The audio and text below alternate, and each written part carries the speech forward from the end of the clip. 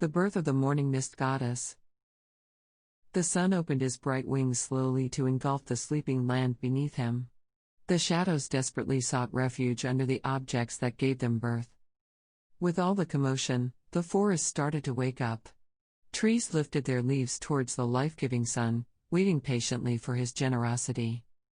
While the yellow star was bathing the treetops with his rays, his warm hug reached the very ground the roots called home. There, moist that was hidden in the ground for the night began to evolve into a mist. Gravity saw the content that the newborn mist showed her, and released her from her grasp. The thin layer of mist had a short lifespan. Even before it reaches the shortest of the trees, the same warm flame that gave her life, took it back and vaporized her into nothingness. Or so it seemed. Because in this world there is no absolute death, only transcendence. The mist, now invisible, was traveling in the sky to become the essence of the clouds. Although the mist didn't last more than an hour, it gave nourishment to the lower plant life of the young forest. Her water-based body quenched the thirst of the leaves and petals. The flower in return showed their vivid colors so that the landscape would know their joy. The sun joined the celebration by illuminating the land. All the living creatures felt his call and joined the feast. From the smallest insect that carried the pollen of flowers to the mighty hunters of the sky, they all welcomed the new day. Every single living organism celebrated for a split second and cheered for the elements that moved the wheel of the circle of life. After that almost insignificant moment, they started the struggle that is called living. Witness to this moment was an outworldly ethereal creature. It traveled to this land through the fabric of time and space. Although the land of its birth was nothing like this when it felt related to the struggle. Its nature was completely alien. Nothing like that was living on this planet. It did not possess a solid body, and it could travel through the air like an octopus in the deep blue sea. Almost invisible to the naked eye, but its presence was as solid as the heart of the mountain. 10 circles had this planet conclude around its star since the arrival of the creature, compared to the millennia that it lived. Such a time span is the equivalent of seconds. It watched carefully the inhabitants of this world. There were many races that had the potential to unveil the secrets of the world, and harness the energies that will help them ascend. One race had already uncovered the way to speak to the world, and this knowledge would be passed on to the other races in time.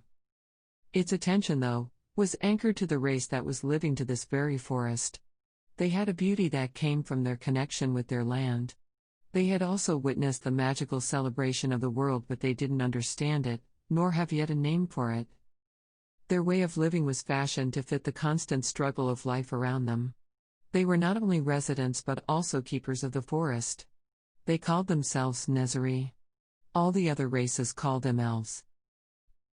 A young, even by the standards of her race, female was lying on green sheets of grass inside a shadowy glade. This morning she was at the end of her struggle. Her emerald eyes were fixed in the last drops of moisture that were, frantically, trying to keep themselves on the leaves of a lily. So beautiful, she thought. Illness was spreading through her veins, soon she would leave this plain.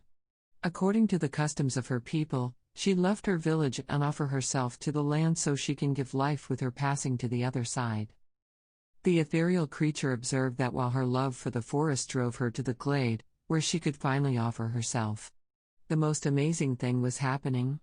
None of the carnivore animals were claiming her. A pack of wolves approached her and sniffed her weak body. The proud hunters started to howl mournfully as if they were losing one of their own. Soon after, a deer entered the clearing and joined the company of wolves and the young elf. The pack did not attempt to attack its favorite prey. The only action they took was to cover with their bodies the weak elf to protect her from the morning breeze. Birds were circling in the air above her, and sang melodies unheard. Tear-born rivers formed in her pale cheeks, the little drops of heaven fell on the grass. A happy hum covered the glade. There was no sorrow from her part. Only peace and happiness. She loved the forest so much.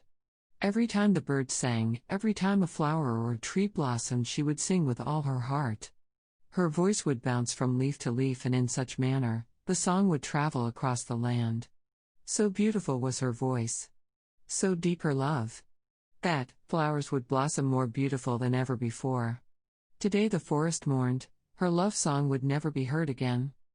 For the first time, in its vast life, the ethereal creature grasped the concept of love. Such was its amazement that it decided to help the young elf ascend. Slowly, it dived toward her direction. It saw the wolves growl and form a circle to protect the elf. Even the grass had taken a wild appearance. But now it was its time to sing. Its language, if you can call it that, was older than the sun. The song was honest, it spoke of hope, of life, and rebirth. The wolf pack stepped back as the ethereal grew transparent, moth-like wings before it covered the girl. The glade fell in silence while the young elf closed her eyes and sunk into a deep sleep. The animals left the clearing like they forgot the reason they have gathered. The elf slept in the protective hug of the creature, listening to its songs untouched from the cold touch of death. She slept for 3 seasons, she felt nor the summer heat nor the winter cold. The song was all that mattered. When the spring returned, she already knew how to sing to the world, and this time the world would sing back. The ethereal rose towards the sky, ready to start to travel anew. It felt something that resembled happiness. It had finally discovered a new way to feel the world. The elf stood up and watched the creature fly away. She waved although she knew it wouldn't matter. She traveled back to her village, embracing her new knowledge of the world. Her eyes saw the forest, and all her love gathered, on the tip of her lips. A melody swiped the air, and her love filled the trees and the animals. New blossoms came to life, the wind caressed the plant life, and the birds tried to match her dreaming voice. The symphony of life reached her village, and its people swarmed out of their treehouses, just to see the source of the magical voice. An elven couple that has seen their only child disappear in the woods the year before was still mourning. The song reached out to them, and filled their heart with hope. Everyone that was sick or wounded healed, and joy flooded the villagers. When she entered the village, the elven people gather around her and start dancing. Laughter joined the magical song, and happiness nested to every beating heart. Dancing and laughing continued until the young elf girl reached the center of the village. 3 pairs of emerald eyes met. Silence covered the forest. Mother, father, and lost daughter. They threw themselves at each other's arms, and tears of joy were shed. With a trembling voice, her mother whispered her name again and again. Ashlyn. Oh, Ashlyn. A pregnant elven woman approached the reborn girl and gracefully asked, Ashlyn, please, bless my child. Ashlyn opened her lips, and that moment her voice became one with the wind. Their mortal minds could not possibly grasp the substance of the song, and all was spread in the forest. 3 months later, the first of the song-born came to life.